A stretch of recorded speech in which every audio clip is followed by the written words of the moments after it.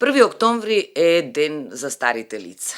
Едно животно доба каде што навистина човек и сака да ја доживее длабоката старост, меѓутоа и се плаши како јас во староста. Осаменоста е една од причините за многу работи кај секој човек да прогресираат, посебно во таа трета доба. За староста мислам дека социјалните работници, оние што професионален век поминуваат со старите лица, се наши најкомпетентни соговорници. Јас, навистина, за староста може ли да кажеме дека една доба од која што треба, да речеме, мисловно да избегаме или да се пружиме со целата своја? Не. Секогаш е полесно и подобро кога ќе ја прифатиме реалноста и кога не за џабе се вели златниот период од животот на еден човек, бидејќи феноменот е следниот, секој сака да доживее староста, а ние како и професија социјални работници, а воопшто и како институција и како општество сме должни на тие стари лица да им овозможиме еден пристоен, хуман и достоинствен живот. Осаменоста како причина за прогресирање на оние физиолошки работи што доаѓаат од возраста. Осаменоста е една појава против која што и ние како институција се бориме и затоа сместувањето кај нас во домот секогаш е најмалку 2 лица во просторија, во живеалиште, каде што ќе успеваат да преку една заедничка симбиоза заедно да го поминат денот и да им биде исполнет со убави моменти. А кога зборуваме за институцијата, значи како Старски дом Мајка Треза, се трудиме да им го осмислиме времето и периодот нашите корисници и се прилагодуваме нивните желби и потреби. Што значи тоа? Ако имаме повеќе од 3 до 5 луѓе кои што сакаат да творат и кои што им оди пишуваниот збор, тогаш формираме литературна секција и се трудиме активно да помогнеме на неа. И во таа литературна секција тие сите своји чувства, размислувања, ставови, се оноа животно искуство кое што се насобрало во текот на нивниот живот, успеваат да го преточат на лист хартија и од таму да ги добиеме едни од најубавите литературни творби. Имаме шаховска секција, тука би го истакнал значењето, не случајно ја одбравме шахот како една спортска дисциплина, бидејќи е научно докажано дека секој умствен ангажман на старото лице е една од превентивната гимнастика за мозокот, јога за мозокот, а од друга страна влијае позитивно за тоа лице да го зголеми периодот кога треба да, не дај Боже, да заболи, да се манифестираат првите симптоми на деменцијата или Алцхаймерот. Значи потврдено е дека како таква дисциплина поволно влијае на зачувување на разумот и на функционалноста на старото лице.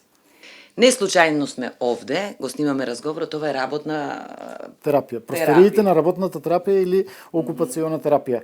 Нешто што во литературата нас како професионалци многу ни значи, бидејќи тоа е место каде што всушност царува имагинацијата и креативноста на старите луѓе. Сега конкретно за наша установа ќе зборам. Значи место каде што тие можат да дојдат и согласно некои своји афинитети, желби, таленти, потреби да ги афирмираат, односно да ги преточат. Имаме луѓе што знаат убаво да цртаат, па тука настануваат некои убави ликовни творби. Имаме луѓе што кажав љубители на пишаниот збор. Тука во близина ни е и самата библиотека кај што можат да земат да прочитаат и тука имаме една интерна шега, велиме старото лице смее да биде само кога чита.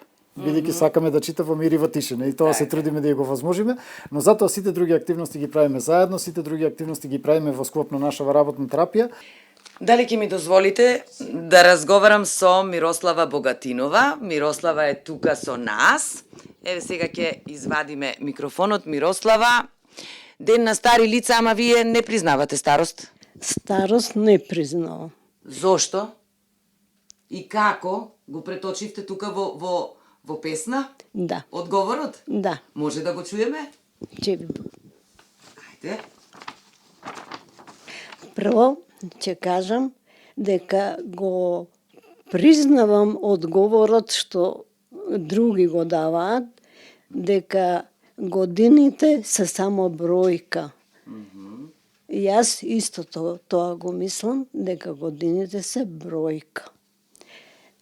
За да бидеш стар човек не значи само да лежиш и да чекаш некој да ти донесе да јадеш, па да ти околу тебе да се вртка. Треба да бидеш мајстор на својот живот. Да знаеш како да си ја живееш староста, ама со мерак. Ајде да чуеме тука.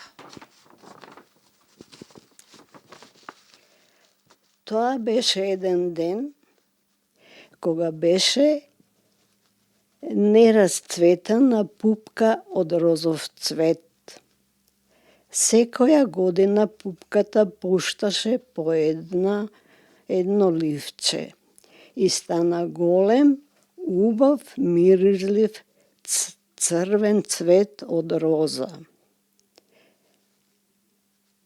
Еден ден розата олвена и паднаа ливчињата.